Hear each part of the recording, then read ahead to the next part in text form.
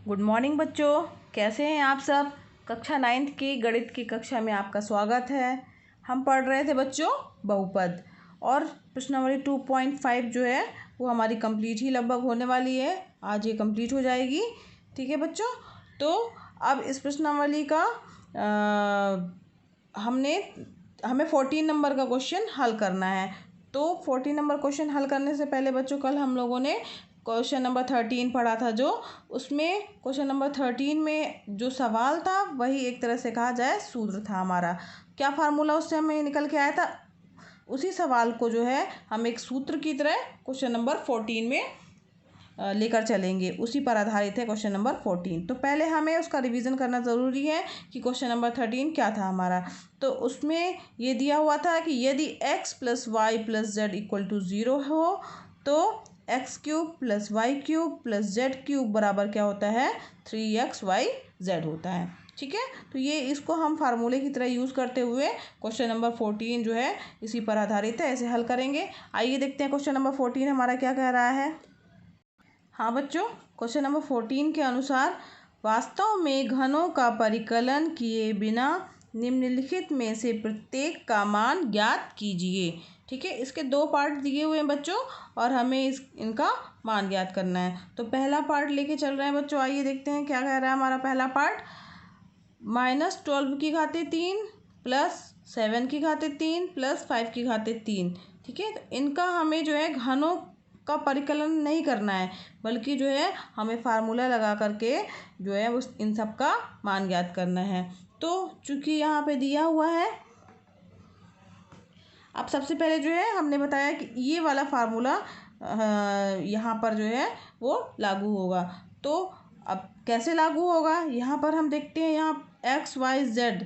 तो x बराबर क्या है, x बराबर -12, y बराबर 7 और z बराबर कितना दिया है, 5।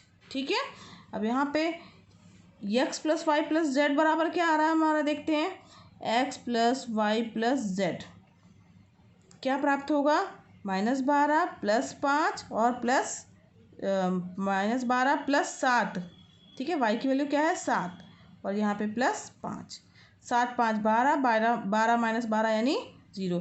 यानी हमें क्या प्राप्त हो जा रहा है बच्चों, x + y + z = 0 प्राप्त हो जा रहा है। ठीक है, जो हम जब इसका पहला पार्ट लेके चल रहे हैं तो x + y + z = क्या प्राप्त हो जा रहा है बच्चों, 0 प्राप्त हो जा रहा है। तब जो है हमने ये फार्मूला पढ़ा है कि यदि x + y + z = 0 हो तो x³ + y³ + z³ = 3xyz होता है। तो फिर यहाँ पे हम लिखेंगे सूत्र के अनुसार। सूत्र क्या है, यदि x + y + z = 0 हो तो x³ + y³ + z³ बराबर होता है 3xyz। समझ में आ रहा है ना बच्चों। ठीक है, हमने कुछ नहीं किया है, पहले टेस्ट करके देखा है कि x y z तीनों को जोड़ने पे 0 आ रहा है कि नहीं। 0 आ रहा है, तब हमारा ये वाला फार्मूला अप्लाई होगा। ठीक है, अब यहाँ पर x y z की वैल्यू रखेंगे। x y व z का मान सूत्र में रखने पर, अब x y z का मान, x का मान कितना था, -12, y का मान 7 और z का मान 5। चलिए रखिए, तो क्या आ जाएगा, -12 की घाते 3 प्लस y की जगह क्या है हमारा 7, 7 की घाते 3 प्लस z की जगह क्या है बच्चों 5, 5 की घाते 3। समझ में आ रहा है। अब ये बराबर क्या होता है, 3 × x, x की वैल्यू क्या है -12, y की वैल्यू क्या है, y ही 7 है, सॉरी, और z की वैल्यू क्या है बच्चों 5। ठीक, ये तीनों जो है आपस में मल्टीप्लाई होंगे। तो ये तो हमारा जो हो गया LHS वाला पक्ष हो गया, इसका मान ही हमें ज्ञात करना है। बराबर क्या हो जाएगा, 3 × -12 × 7 × 5। ठीक है, इसको हल करेंगे तो आ जाएगा हमारा 1260। ठीक, इसका मल्टीप्लाई करके देख लीजिएगा, -1260, ये इसका आंसर हो गया। ठीक है, समझ में आया। ये हमने जो है वो बिना घन का प्रयोग किए जो है उसको कैलकुलेट किए बिना ही हमने फार्मूला लगा करके इसका मान ज्ञात किया है। और उत्तर चाहे तो आप अलग से लिख सकते हैं। आता है -12 प्लस 7 प्लस 5 का मान -1260 होगा। ठीक है, समझ में आ गया होगा बच्चों। इसी तरीके से इसका सेकंड वाला पार्ट है वो भी इसी फार्मूले पर आधारित है और बिल्कुल इसी तरीके से आपको हल करना है। ठीक, तो ये बच्चों क्या है, आपका होमवर्क है, ये आपको खुद करना है, बन जाएगा। बिल्कुल इसी तरीके से करना है। एक्स वाई और जेड का मान रखना है। इसमें देख लीजिएगा, इन एक्स वाई जेड तीनों को जोड़ने पे 0 आएगा, तो ये वाला फार्मूला इसमें यूज़ हो जाएगा और हम इस फार्मूले के द्वारा इसका मान ज्ञात कर लेंगे। ठीक है, आइए बढ़ते हैं क्वेश्चन नंबर 15 की ओर। हाँ बच्चों, 15वां क्वेश्चन दिया है, नीचे दिए गए आयतों जिनमें उनके क्षेत्रफल दिए गए हैं में से प्रत्येक की लंबाई और चौड़ाई के लिए संभव व्यंजक दीजिए। ठीक है, तो हमें क्या ज्ञात करना है बच्चों, एक तरह से कहा जाए लंबाई और चौड़ाई हमें ज्ञात करनी है। तो इसमें बच्चों 2 पार्ट दिए हुए हैं, पहला और दूसरा। तो पहला पार्ट हम लेके चल रहे हैं, क्योंकि हमें पता है आयत का क्षेत्रफल बराबर क्या होता है बच्चों, आयत का क्षेत्रफल बराबर होता है लंबाई गुणे चौड़ाई। ठीक है, ये हमारा फार्मूला है। तो अब हम ये पहला वाला पार्ट लेके चल रहे हैं। इसमें क्षेत्रफल कितना दिया हुआ है, 25a² माइनस 35a प्लस 12, यानी इस क्षेत्रफल को हमें लंबाई और चौड़ाई के रूप में जो है वो बांटना है, यानी 2 गुणे के रूप में होना चाहिए। यानी एक तरह से कहा जाए कि हमें क्या ज्ञात करना है बच्चों, इसका गुणनखंड ज्ञात करना है। तो आइए चलिए देखते हैं, द्विघात समीकरण है हमारे पास, तो इसका गुणनखंड ज्ञात करने के लिए हम क्या करेंगे बच्चों, पहले भी हमने पढ़ा है कि गुणनखंड ज्ञात करने के लिए जो बीच वाला पद है बच्चों उसके 2 भाग करेंगे। ऐसे भाग करेंगे कि जिनको जोड़ने और घटाने पर बीच वाला पद आए और गुणा करने पर इन दोनों का गुणनफल प्राप्त हो। तो इन दोनों का गुणनफल अचर पद और x² का गुणांक का गुणनफल कितना होगा बच्चों, कितना है हमारे पास 25 है और गुणे 12, 25 गुणे 12 करेंगे कितना आएगा, 50 0 और यहाँ पे 30। ठीक है, यानी 300। हमें गुणा करने पर जो है 2 ऐसी संख्याएं चुननी है, गुणा करने पे क्या है 300 आए और जोड़ने और घटाने पे क्या है बच्चों 35 आए। अब कैसे निकालेंगे, तो 300 का हम सबसे पहले एलसीएम ले लेंगे। 2 से गया 15, 2 से गया 2 7 14 75, फिर 3 से गया 3 दूनी 6, 3 5 15, फिर 5 से गया 5 एकम 5 और ये 5 25, 5 एकम 5। ठीक है, तो ये इसके गुणनखंड हो गए। अब इनको, ये जितने गुणनखंड है इन्हीं को 2 भागों में इस तरीके से बांटना है कि जोड़ने या घटाने पर 35 प्राप्त हो। तो अगर मान लीजिए बच्चों हम लेते हैं 2 दूनी 4, 4 3 12 और 12 और 25 लेते हैं, तो इसका भी कॉम्बिनेशन नहीं बनेगा हमारे पास में, क्योंकि हमें 25 चाहिए है तो 10 चाहिए है तभी 35 आएगा। तो ये हमारा फार्मूला ये यहाँ पे नहीं लागू होगा। तो 2 दूनी 4 और 4 पंचे 20, यानी हम 20 ले लें और 5 3 15, और 20 15 अगर हम ये दोनों ले लें और इसके साथ में इन दोनों के साथ में क्या ले लें, हम 1 5 ले लें और 5 और 3 ले लें, तो क्या जाएगा 2 दूनी 4, 4 पंचे 20, 20 और यहाँ पे 5 3 15, 20 और 15 2 ऐसी संख्याएं होंगी जिनको जोड़ने पे हमारे पास 35 आएगा। ठीक है, तो यहाँ क्योंकि माइनस लिखा है तो यहाँ पे माइनस माइनस वाले दोनों संख्याएं ले लेंगे। ठीक है, -20 और -15। चलिए आइए इसको हल करते हैं। 25a² minus 15a minus 20a plus 12, क्या कॉमन आएगा बच्चों, 5a कॉमन आ जाएगा, क्या बचेगा 5a माइनस 3, माइनस यहाँ पे क्या कॉमन होगा 4 कॉमन लेंगे तो 4 पंचे 20 यानी 5a, माइनस चिन्ह कॉमन है, क्या बचेगा 3। समझ में आ रहा है ना बच्चों। अब देखो दोनों में ये कॉमन आ रहा है, 5a माइनस 3 दोनों में कॉमन है तो कॉमन ले लेंगे, 5a माइनस 3 यहाँ पे क्या जाएगा 5a माइनस 4।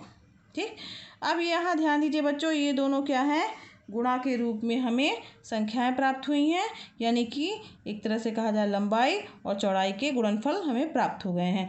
तो यदि अब दो चीज़ें प्राप्त हुई ना बच्चों, तो यदि लंबाई 5a-3 तो चौड़ाई कितनी होगी, तब अगर हमने इसको लंबाई माना है तो चौड़ाई ये होगी, अगर ये चौड़ाई मानेंगे तो चौड़ाई ये होगी, अगर इसको चौड़ाई मान लिया तो लंबाई हमारी ये प्राप्त हो जाएगी। तो चौड़ाई क्या हो जाएगी बच्चों, दूसरा वाला 5a-4 चौड़ाई हो जाएगी। ठीक है, और यदि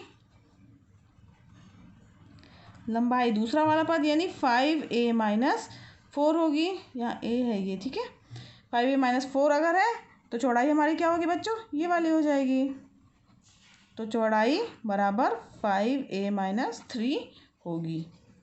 ठीक है, इसके लिए जो लंबाई और चौड़ाई के लिए यही व्यंजक हमें प्राप्त हो गए हैं और यही इसका आंसर होगा।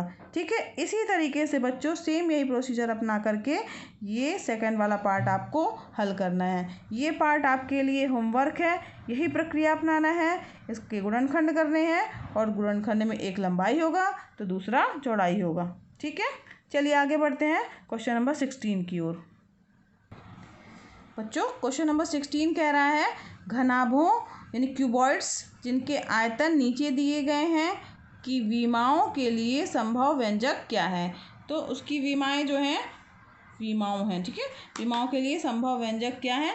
तो घनाभ का आयतन क्या होता है बच्चों, लंबाई गुणे चौड़ाई गुणे ऊंचाई, इसमें तीनों विमाएं होती हैं ना, लंबाई भी होती है, चौड़ाई भी होती है और ऊंचाई भी होती है। तो घनाभ का आयतन क्या होता है बच्चों, उसके दो पार्ट दिए हैं क्वेश्चन के, ये पहला और दूसरा। तो चूंकि घनाभ दिया है तो घनाभ का आयतन पहला पार्ट लेके हम चल रहे हैं। घनाभ का आयतन बराबर जैसा पहला पार्ट है सेम उसी तरीके से दूसरा पार्ट भी है।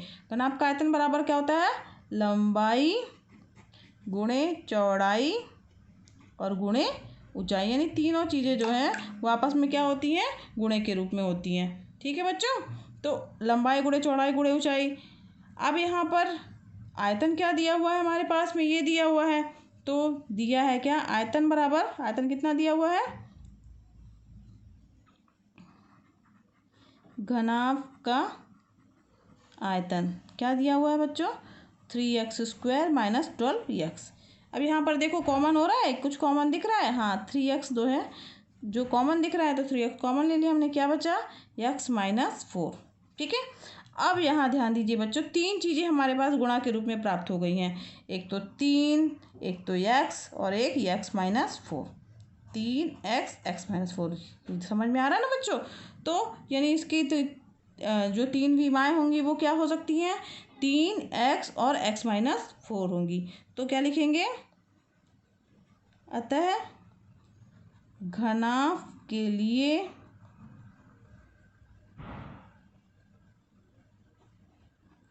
विमाओं के संभव व्यंजक क्या होंगे, 3, x, x - 4 होंगे। ठीक है, 3, x, x - 4 होंगे। समझ में आ गया बच्चों, क्या किया है हमने, जो हमारे पास दिया है आयतन उसको जो है गुणनखंड के रूप में किया है, सब चीज़ें गुणा के रूप में आनी चाहिए, तीन चीज़ें आएंगी, पहला एक लंबाई होगा, एक चौड़ाई होगा और एक ऊंचाई होगा। समझ में आ रहा है, तो ये तीन चीज़ें हमें मिल गई, तो ये हमारे पास जो है वो संभव व्यंजक प्राप्त हो गए विमाओं के। ठीक है, इसी तरीके से बच्चों इसका जो है सेकंड पार्ट दिया हुआ है। ठीक है बच्चों, अब सेकंड पार्ट जो दिया है इसके लिए हिंट चाहे तो आप देख लीजिए, बिल्कुल इसी तरीके से करना है। तो आयतन क्या दिया हुआ है हमारे पास, सेकंड पार्ट देखिए, इसका आयतन दिया हुआ है 12ky² + 6ky - 20k। ठीक है, ये हमारे पास क्या दिया हुआ है आयतन।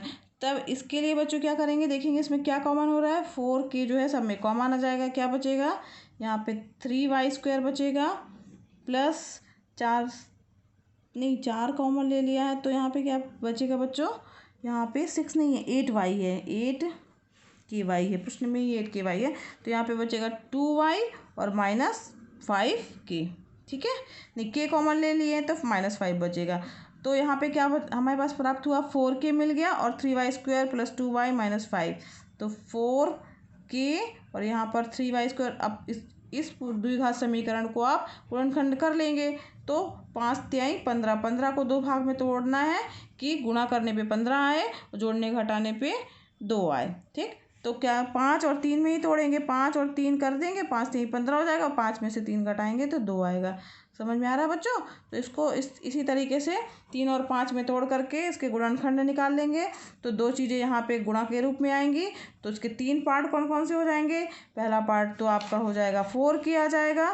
ठीक है, 4k हो जाएगा, फिर यहाँ पे कोष्टक के अंदर कोई पद आएगा और यहाँ पे आएगा, जब इसका आप निकालेंगे तो दूसरा पद ये हो जाएगा और तीसरा पद ये वाला हो जाएगा, यानी पहली विमा, दूसरी विमा और तीसरी विमा ये हो जाएंगी। ठीक है, आसान है बच्चों, बता भी दिया। 15 है, उसको 5 और 3 के रूप में तोड़ना है तो इसका आंसर प्राप्त हो जाएगा। ठीक है बच्चों, ये आपका होमवर्क है, इसे आप कर लीजिएगा। और आज जो है ये 2.5 प्रश्नावली यहीं पे समाप्त हुई। अब इसके बाद हम नया चैप्टर चालू करेंगे। ठीक है बच्चों, आज के लिए इतना ही बस। धन्यवाद, थैंक यू।